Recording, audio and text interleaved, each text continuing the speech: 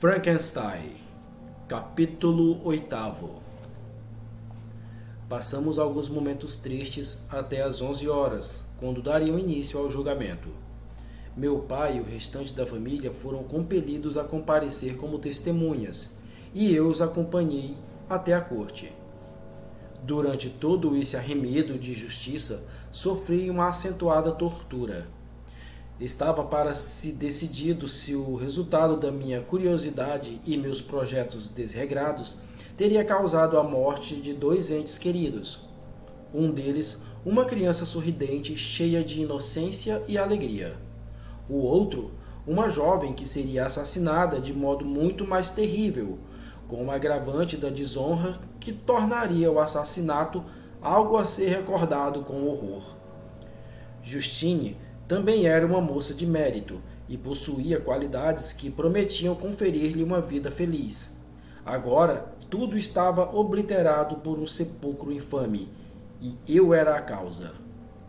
Preferia 1000 vezes ter confessado minha culpa pelo crime imputado a Justine, mas estava ausente quando fora cometido, e tal declaração seria considerada como o delírio de um celerado, sendo-me impossível impedir que ela sofresse por uma falta minha. A aparência de Justine era calma, vestia-se de luto, e suas feições, sempre atraentes, estavam tomadas, dada a solenidade dos sentimentos, por uma beleza extraordinária. No entanto, aparentava confiante inocência e não tremia, embora tivesse o olhar fixo e fosse execrada por milhares. Toda a bondade de sua beleza pudesse, de outro modo, ter iniciado, foi apagada da mente dos espectadores pela imaginação da enormidade do crime que supostamente cometera. Estava tranquila. Contudo, transparecia uma tranquilidade evidentemente reprimida.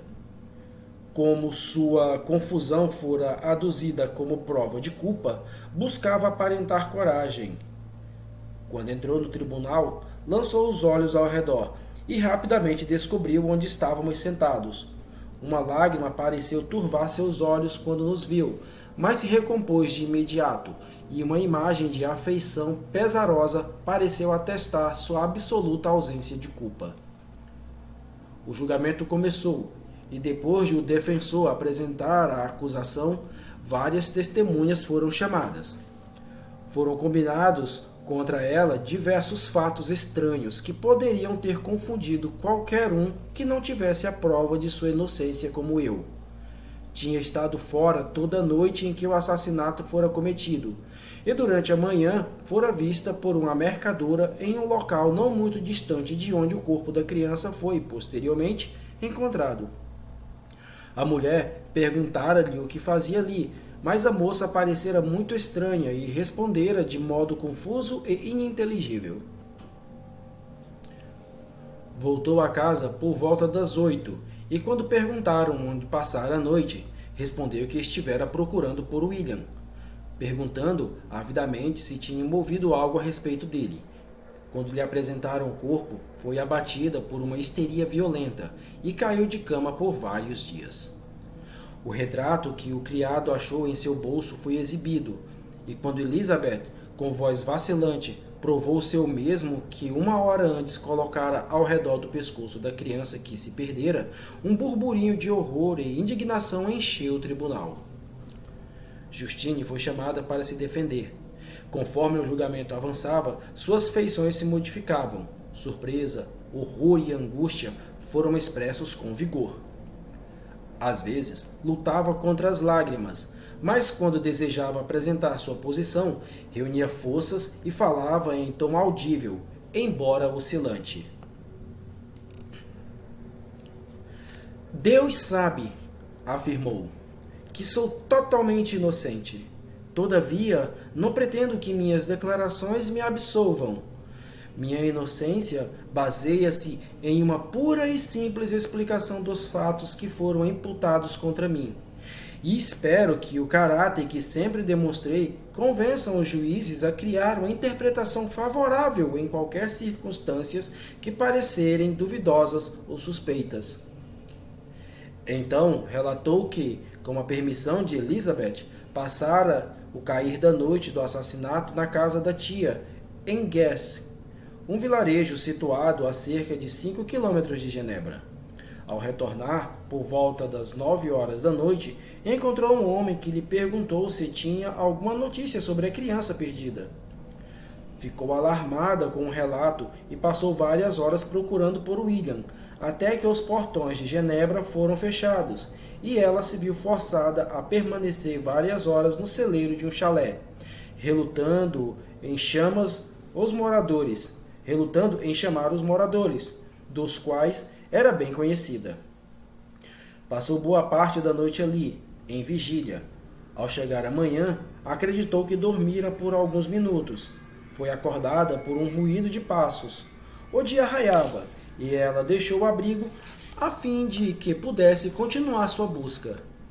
Se chegou perto do local onde jazia o corpo, fê-lo sem saber. Que estivera aturdida quando questionada pela mercadora não era de admirar, já que passara uma noite insone e o destino do pobre William ainda era incerto. Acerca do retrato, não pôde dar explicação alguma. Sei, disse a vítima infeliz, o quanto essa única circunstância pesa fatalmente contra mim, mas não tenho como explicá-la, e quando expresso minha total ignorância, resta-me apenas conjecturas sobre as probabilidades de como o objeto poderia ter sido colocado em meu bolso. Aqui também encontro um contratempo. Acredito não ter inimigos na Terra, e sou da opinião de que ninguém seria tão perverso a ponto de destruir-me de forma tão arbitrária. Será que o assassino o colocou lá? Não vejo oportunidade para que assim o fizesse. Ou se o fez, por que teria roubado a joia para livrar-se dela tão rapidamente? Entrego minha causa à justiça de meus julgadores. Contudo, não vejo lugar para a esperança. Peço permissão para a análise dos poucos testemunhos acerca de meu caráter e, caso isso não suplante minha suposta culpa, devo ser condenada, embora jure inocência por minha salvação. Várias testemunhas que a conheciam há muitos anos foram chamadas e falaram bem, mas o temor e o ódio pelo crime que supunham que tivesse cometido deixou-as receosas e relutantes a favorecê-la. Elizabeth percebeu que, mesmo esse último recurso, sua excelente disposição e conduta irrepreensível estavam prestes a trair a acusada e, embora muito agitada, pediu permissão para dirigir-se ao tribunal. Sou prima da criança infeliz que foi assassinada, declarou. Ou melhor, sua irmã, pois fui educada e vivi com os mesmos pais desde sempre, mesmo antes de seu nascimento. Portanto, posso parecer inconveniente apresentar-me nessas circunstâncias, mas quando vejo uma criatura prestes a perecer pela covardia dos supostos amigos, gostaria de ser autorizada a falar, a fim de declarar que sei sobre seu caráter. Conheço bem a acusada. Vivi na mesma casa que ela, de certa feita, por 5 anos e de outra por quase 2. Durante todo esse tempo, pareceu-me a mais amável e benevolente das criaturas humanas. Cuidou da senhora Frankenstein, minha tia, em seu quadro terminal, com grande afeição e cuidado, e depois assistiu a própria mãe em sua doença penosa, atraindo, assim, a admiração de todos que a conheciam. Depois voltou a viver na casa de meu tio, onde era amada pela família.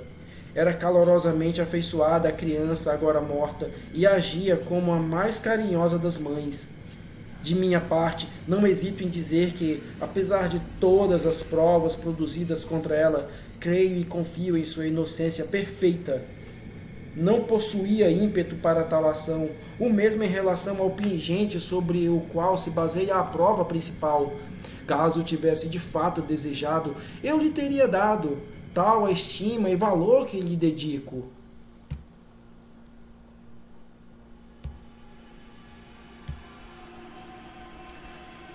Ouviu-se um murmúrio de aprovação após a súplica simples e potente de Elizabeth, mas isso foi suscitado por sua interferência generosa e não em favor da pobre Justine, sobre quem a indignação pública voltava-se com renovada violência, acusando-a da mais tenebrosa ingratidão.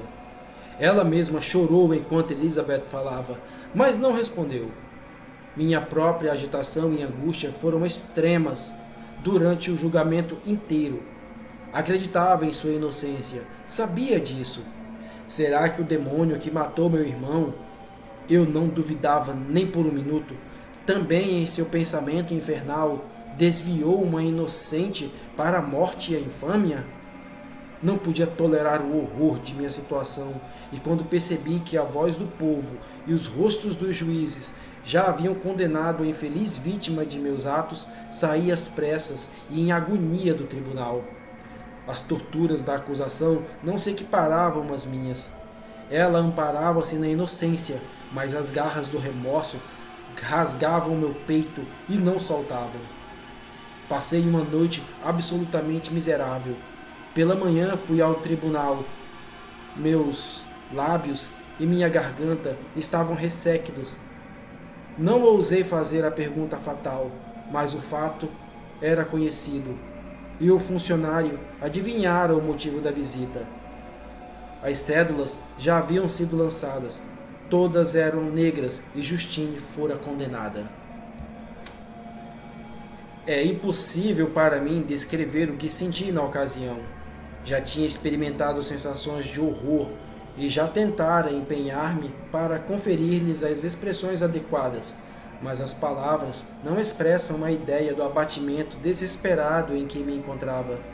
A pessoa a quem me dirigi acrescentou que Justine já confessara a culpa. Essa prova, observou, dificilmente é exigida em um caso tão evidente. Mas fico feliz com isso e, de fato, nenhum de nossos juízes gosta de condenar um criminoso com base em provas circunstanciais, mesmo que elas sejam bastante decisivas. Esse era um entendimento estranho e inesperado. O que significaria? Será que meus olhos tinham me enganado? Estaria eu realmente tão louco que todos acreditariam em mim caso revelasse o objeto de minhas suspeitas? Apressei-me para chegar em casa e Elizabeth exigiu avidamente o resultado. Prima, respondi. Foi decidido como esperava. Os juízes preferem que 10 inocentes sofram a absorver um culpado. Contudo, ela confessou. Aquele foi um golpe terrível para a pobre Elizabeth, que confiara firmemente na inocência de Justine. Ai de mim, exclamou. Como poderei acreditar novamente na bondade humana?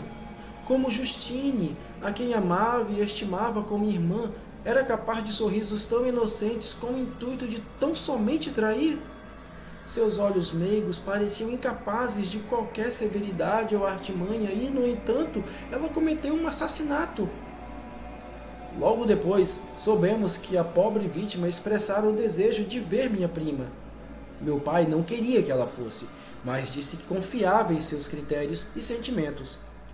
Eu vou, afirmou Elizabeth, embora ela seja culpada. E você, Victor, me acompanhará? Não posso ir sozinha. A ideia da visita era para mim uma tortura. Todavia, não era possível recusá-la. Entramos na cela sombria da prisão e vislumbramos Justine sentada na palha em um canto distante. Suas mãos estavam algemadas e a cabeça repousava nos joelhos.